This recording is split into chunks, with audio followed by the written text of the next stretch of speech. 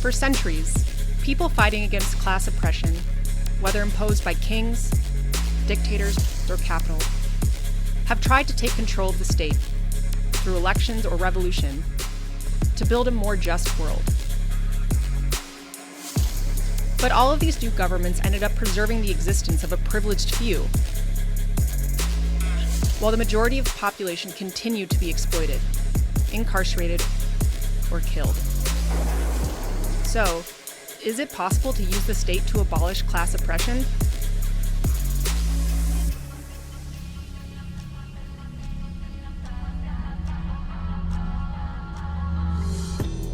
In liberal democracies, the election is a market. It is the consumer society converting political action into a commodity, to be managed, to be sold. Therefore, the electoral discourse has to be a discourse of class consolation. Its aim is to win over public opinion, without changing it, without educating or creating political awareness. The candidate wants to win over the electorate with all of their prejudices to convince them to sell themselves as a product on the market. And to do so, they will necessarily back down. Their discourse becomes hollowed out until all candidates look alike, because they want to appeal to the same public. In the end, what differs is only a superficial image,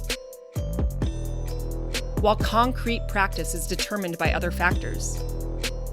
The superficial differences serve to create an illusion of choice and to generate electoral market niches, recuperating the will for radical transformation of society into the institutions. When a movement or party, no matter how radical, plays the institutional game, competing for state power, gaining and maintaining that power becomes an end in itself. In order to govern and not to be overthrown, it must make alliances and answer to those who really control the institutions. They will have to bargain and compromise with the elites, moving away from left-wing demands, which defend the working class, to embrace right-wing demands, which protect the bourgeoisie. Apart from some welfare and inclusion policies for certain minorities, which may indeed provide some relief to part of the population, governments that call themselves left-wing do not differ much from openly neoliberal governments. And while these benefits are unlikely to survive the next government or financial crisis, the economic structure, which affects all inhabitants of that territory and enforces the exploitation of the majority for the privilege of few, remains untouched. And the repressive apparatus that protects this structure is increasingly strengthened and legitimized. In the party politics dispute, every attempt is made to control the power of the state, without realizing that the state is unable to generate the structural changes we need. That its existence will always favor the dominant classes and elites. In order to achieve power, the left itself turns into what it was intended to fight.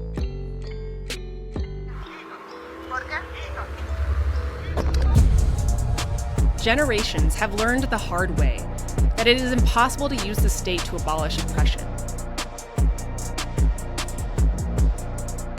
As early as the 18th century, the French Revolution dethroned and beheaded royalty, only to see the same guillotine used to execute its leaders.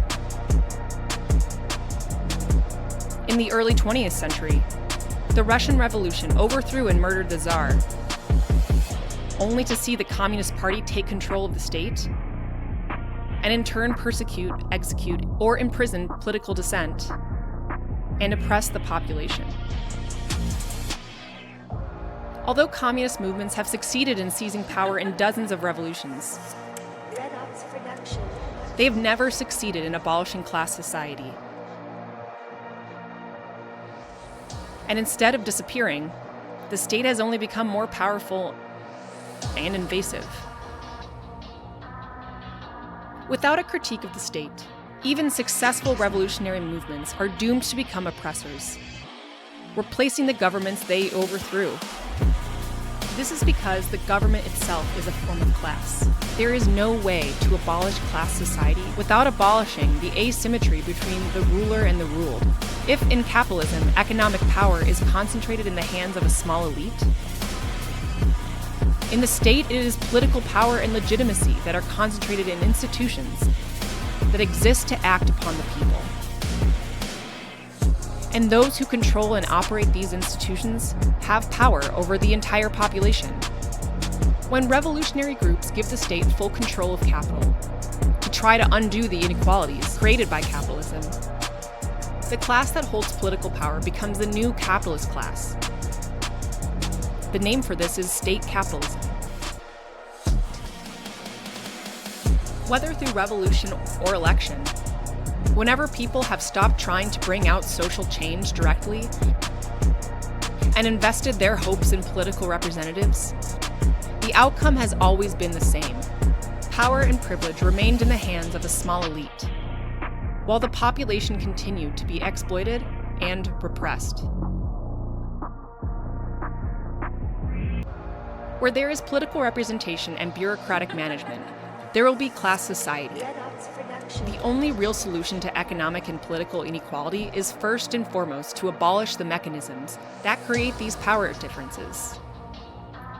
Organizing horizontal networks of self-determination and collective defense make it impossible for the privileges of any economic or political elite to be enforced, which is the opposite of seizing power. Governments of all kinds oppose this project. For any government to hold power, it must maintain a monopoly of coercive force. To achieve a monopoly of force, fascist and communist dictatorships and liberal democracies use similar tactics, collaborating with other powers at play. This explains why after the Russian Revolution, the new Bolshevik communist government employed Tsarist officers and counterinsurgency methods. It explains why they allied with a petty bourgeoisie against anarchists in Russia, Spain, and elsewhere. The problem with Bolshevism was not that it used brute force to promote a revolutionary agenda, but that it used brute force to crush the revolution.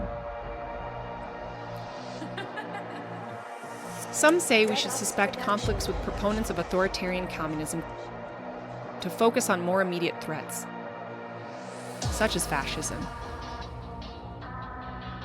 However, the widespread fear of left-wing totalitarianism provides fascists with their main arguments against radical social movements. The rejection of all forms of state and authoritarianism is what can help distinguish our proposals for social change from those carried out by Stalinists and other authoritarian groups.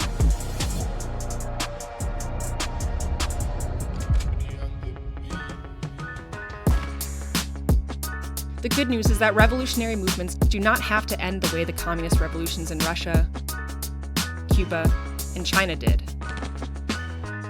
There is another way. Instead of grasping for state power, we can open up spaces of autonomy, taking away the legitimacy of the state and developing the capacity to address our needs directly. Instead of dictatorships and armies, we can build decentralized networks around the world to defend each other against any group that wants to exert power over us. Instead of looking to new representatives to solve our problems, we can create grassroots associations founded on voluntary cooperation and mutual support. Instead of state-managed economies, we can establish new commons on a horizontal basis. This is the anarchist alternative, which might have succeeded in Spain in the 1930s, had it not been attacked by Franco on one side and Stalin on the other. From Chiapas to Kabylia, from Athens to Rojava, all of the inspiring movements and uprisings of the last 3 decades have incorporated elements of the anarchist model. Proponents of state solutions claim they are more efficient. But the question is, more efficient at what? There is no shortcut to liberation because it cannot be imposed from above. If our goal is to create genuine equality, we have to organize ourselves in a way that reflects this, decentralizing power and rejecting all forms of hierarchy. By building local projects capable of meeting immediate needs through direct action and solidarity, interconnecting them on a global scale, we can take steps towards a world where no one rules anyone. The kind of revolution we want cannot happen overnight. It is the ongoing process of destroying all concentrations of power, from inside our homes to the seats of governments.